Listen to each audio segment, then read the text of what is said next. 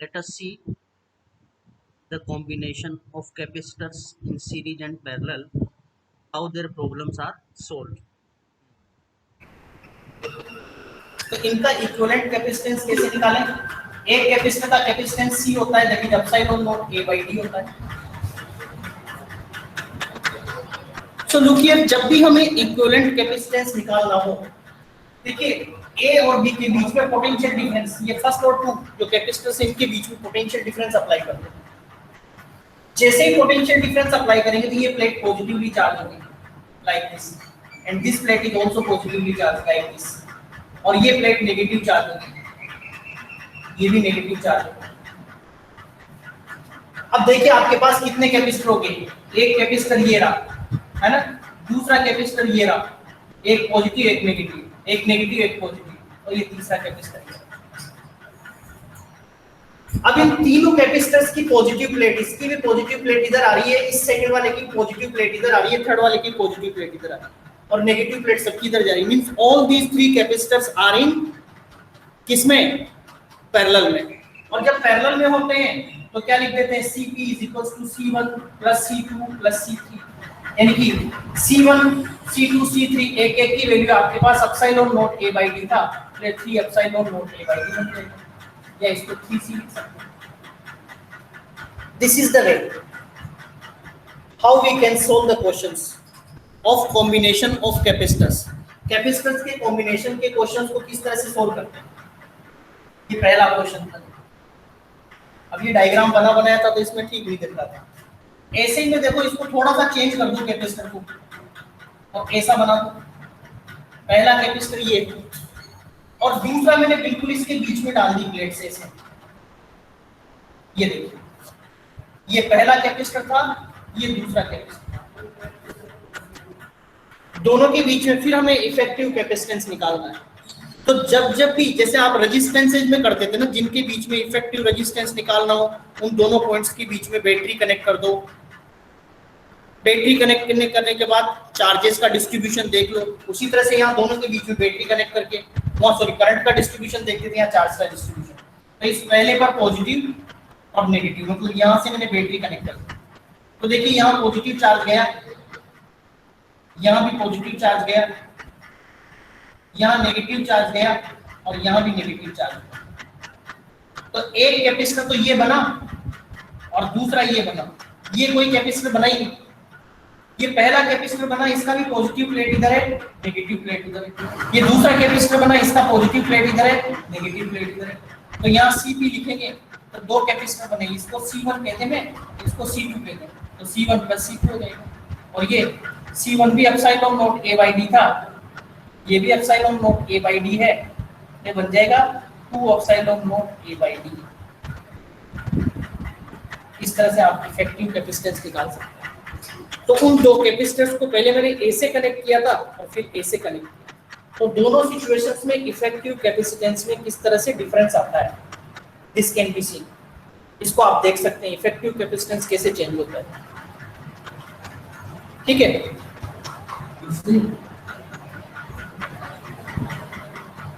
तो सीरीज और पैरेलल को कैसे चेक करेंगे? सीरीज और पैरेलल का मतलब अगर सभी कैपेसिटर्स के पॉजिटिव टर्मिनल एक पर पहुंच रहे हैं और नेगेटिव, देखे ना, अब देखो अच्छा क्वेश्चन पूछा मैंने ए और फर्स्ट और सेकंड कैपेसिटर ये ले रखे हैं, इनके बीच में इफेक्टिव कैपेसिटेंस निकालना था, तो मैंने एक बैटरी जो ली उसका पॉजिटिव टर्मिनल यहाँ कनेक्ट कर दिया, नेगेटिव टर्मिनल यहाँ कनेक्ट कर दिया। अब नेचुरली ये पॉजिटिव कनेक्ट किया तो ये तो सारे प्रोब्स उसी कैपेसिटर की है ना, तो यहाँ पॉजिटिव चला गया, यहाँ पॉजिटिव चला गया, इसको नेगेटिव किया था तो यहाँ नेगेटिव, यहाँ नेगेटिव। अब पहला कैपेसिटर आपके पास ये बन गया जिसका कैपेसिटेंस C1 है, दूसरा ये बन गया जिसका C2 है, और तीसरा ये बन गया जिसका C3। अभी C1 की देखिए पॉजिटिव प्लेट कहाँ आ रही है, यहाँ पर। इस C2 की भी पॉजिटिव प्लेट कहाँ आ रही है, यहाँ पर। इस C3 की भी पॉजिटिव प्लेट कहाँ आ रही है, यहाँ पर। यानी कि ऐसे कंफ्यूजन की जरूरत नहीं है, this plate will become as a common plate, common positive plate for C2 as well as C3। ये C2 और C3 दोनों के लिए कॉमन पॉजिटिव प्लेट का काम कर रही है। तो जब तीनों कैपेसिटर्स की पॉजिटिव प्लेट एक जगह पर पहुंच गई और नेगेटिव प्लेट एक जगह पर पहुंच गई, इसका मतलब तीनों किसमें होंगे, सीरीज में। ऐसे यहां पर देख लीजिए, ये मैंने पहला कैपेसिटर लिया था, ये दूसरा लिया था, फर्स्ट और सेकंड पॉइंट लिया, ये दोनों पॉइंट्स के बीच में इफेक्टिव कैपेसिटेंस निकालना है। तो इसको पॉजिटिव कनेक्ट किया तो ये पॉजिटिव चार्ज यहाँ भी आएगा, यहाँ भी आएगा। इसको बैटरी के नेगेटिव टर्मिनल से कनेक्ट किया तो नेगेटिव यहाँ भी आएगा, यहाँ भी आएगा। अब एक पॉजिटिव नेगेटिव से पहला कैपेसिटर तो ये बन गया, यहाँ दोनों प्लेट्स नेगेटिव है तो ये कोई कैपेसिटर बना ही नहीं। तीसरे में एक पॉजिटिव एक नेगेटिव यहाँ है तो दूसरा कैपेसिटर बन गया। तो वहां तो 3 कैपेसिटर बन गए थे, यहाँ 2 ही बने। अब इन दोनों में भी देखिए पॉजिटिव प्लेट पहले वाले की भी इधर आ रही है और दूसरे वाले की भी इधर आ रही है। दूसरे कैपेसिटर इसी कैपेसिटर की नेगेटिव प्लेट इधर जा रही है, नेगेटिव प्लेट इधर जा रही है। तो दोनों किस में हो गए? पैरेलल में। और पैरेलल में होते इफेक्टिव कैपेसिटेंस हमने C1 + C2 लिख दिया। ऐसे निकालते हैं। एक और देखिए, थोड़ा समझ में आया Savitri? Yes sir. Sir series में कैसे होता है? अभी सीरीज का बताते हैं। देखिए अब मैंने ऐसे कर दिया और ये बीच में एक गैप डाला, ये कह दिया C1 है और ये कह दिया कैपेसिटेंस C2। इसमें डाइलेक्ट्रिक कांस्टेंट K1 फिट कर दिया, इसमें डाइलेक्ट्रिक कांस्टेंट K2। थोड़ा और क्वेश्चन को और थोड़ा इंटरेस्टिंग बना देते हैं। डाइलेक्ट्रिक कांस्टेंट भी फिल कर दिया। तो देखिए डाइलेक्ट्रिक कांस्टेंट फिल कर दिया तो दोनों के बीच का सेपरेशन क्या है? D होता है और A इसका प्लेट का एरिया ऑफ क्रॉस सेक्शन होता है। तो पहला कैपेसिटर बन गया तो इसकी प्लेट भी आधी रही और इसकी प्लेट भी आधी रही। ये बात समझिए पहले तो। दोनों के बीच का सेपरेशन तो D है। तो मैं अगर C1 लिखूंगा तो लिखूंगा K1 epsilon not A/2 upon B। ये पहला मैंने कैपेसिटर, पहला कैपेसिटर जो है इस पहले कैपेसिटर का इफेक्टिव कैपेसिटेंस लिख दिया मैंने C1। क्या लिखा? जैसे एप्सिलॉन नॉट A/D होता है, but medium is dielectric having the dielectric constant K1, so it becomes K1 epsilon not. और A की जगह जैसे बीच में सेपरेशन आ गया तो प्लेट एरिया कितना रह गया? हाफ, तो A/2 कर दिया। और D सेपरेशन तो वही, दोनों बता रहा हूँ सीरीज पैरेलल।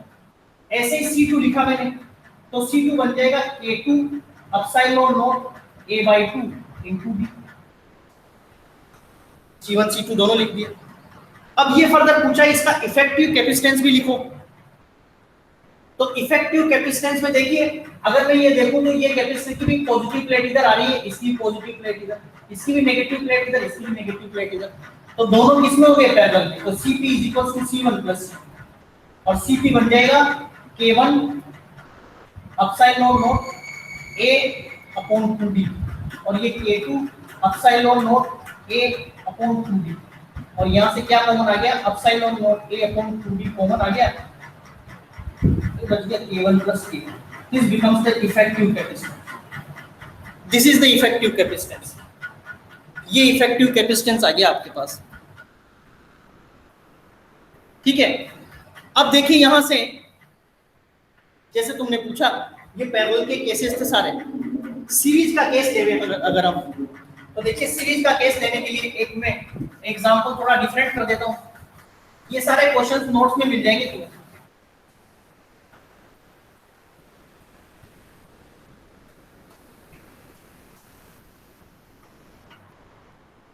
ये सब तो अभी तक सीरीज के केसेस थे। एक पैरेलल का केस बता दे तुम्हें, तो ये पैरेलल के केसेस थे, सीरीज का केस बता दे। ये देखिए ये क्वेश्चन नंबर 4 ले रहा हूं। ये कैपेसिटर लिया मैंने और इसके बीच में जो ये वॉल थी, बीच का सेपरेशन 2 पार्ट्स में डिवाइड कर दिया। पहला कैपेसिटर बना दिया C1, दूसरा बना दिया C2। यानी कि ये गैप जो था ना पूरा D, ये भी D/2 बन गया, ये भी D/2, पर प्लेट एरिया सेम है। अब देखिए अगर मैं C1 और C2 यहाँ 2 कैपेसिटर ले रहा हूं ना, तो ये दोनों कैपेसिटर्स किसमें होंगे? वो तो पैरेलल में थे, अब ये किसमें होंगे? सीरीज में। ये किसमें हो जाएंगे? सीरीज में हो जाएंगे। तो अगर मैं C1 निकालूंगा तो C1 क्या करूंगा मैं?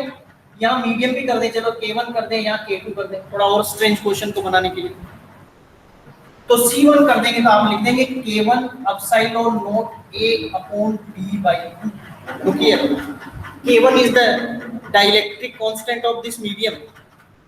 Epsilon नॉट A/D होता है तो सेपरेशन remains d/2 और C2 अगर आप लिख देंगे तो K2 epsilon not A upon d/2 हो गया। और जब दोनों पैरेलल में हैं तो 1 अपॉन सॉरी सीरीज में 1 upon CS is equals to 1/C1 plus 1/C2।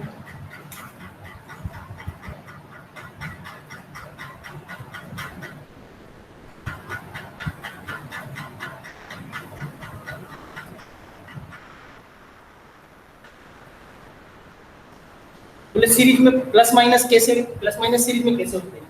अगर इन दोनों के बीच में मैं ऐसे एक बैटरी कनेक्ट कर दूं,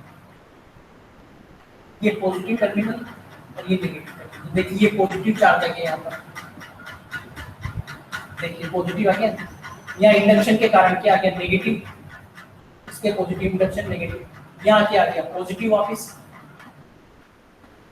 और यहाँ क्या है? नेगेटिव। तो पॉजिटिव नेगेटिव क्या बन गया? सीरीज। यहाँ क्या था? जैसे मैंने बैटरी कनेक्ट करी थी, यहाँ पॉजिटिव टर्मिनल था बैटरी का, यहाँ नेगेटिव टर्मिनल था, तो ये भी पॉजिटिव था नेगेटिव था, ये भी पॉजिटिव था तो नेगेटिव था। दोनों पॉजिटिव एक जंक्शन पर जा रहे थे, दोनों नेगेटिव एक जंक्शन पर जा रहे थे, तो आपस में क्या थे? पैरेलल। यहाँ क्या आ रहा है? फर्स्ट कैपेसिटर था पॉजिटिव नेगेटिव, इसलिए कैसे बन गए? सीरीज बन गए। तो ये 1/CS कर दिया आपने, तो 1/CS is equals to 1/C1 कर दीजिए। तो 1/C1 का मतलब ये बन जाएगा ट्वाइस, या इसको रेसिप्रोकली करके लिखो ना, D upon twice K1 epsilon not K, और ये D upon twice K2 epsilon not K, और यहाँ से देखिए D upon 2 epsilon not K common आ गया, तो 1/K1 plus 1/K, that is 1/CS, और CS कर देंगे तो 2 एप्सिलॉन नॉट A/D, और ये 1/K1 plus 1/K2, and this can further written as 2 epsilon naught A/D, और ये हो जाएगा एलसीएम लेने से K1 plus K2 upon K1K। This is the effective capacitance when two capacitors are connected in series and dielectric constant dielectrics is introduced between each plates. In first plate dielectric constant, between first plates dielectric constant is K1, between second plates dielectric constant is K2. So these two examples are same. Difference क्या है? यहाँ horizontally दोनों को divide किया, वहाँ vertically दोनों को divide किया, और जैसे ऐसा डिस्ट्रीब्यूशन किया तो एक कॉम्बिनेशन सीरीज में आ जाता है, दूसरा कॉम्बिनेशन पैरेलल में चला, सोल्व करने की प्रैक्टिस चेंज हो जाती है। तो ये आपके पैरेलल प्लेट कैपेसिटर के सीरीज और पैरेलल कॉम्बिनेशंस के एग्जांपल।